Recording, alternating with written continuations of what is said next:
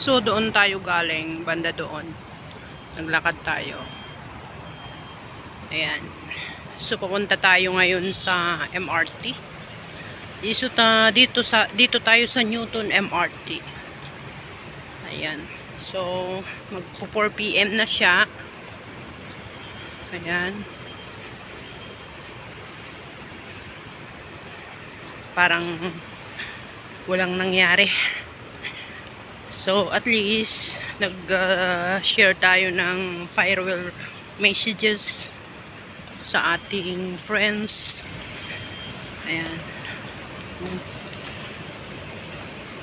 Yun.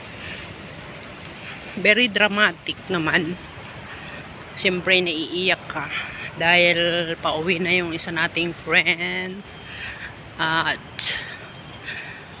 for good na siya, guys. So, ayan guys, pabalik na tayo sa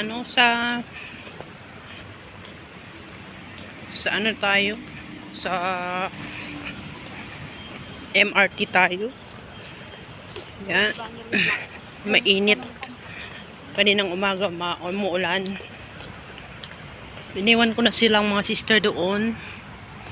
Sa bahay nila sa sister si Liz at saka si brother Jose. Laga pa.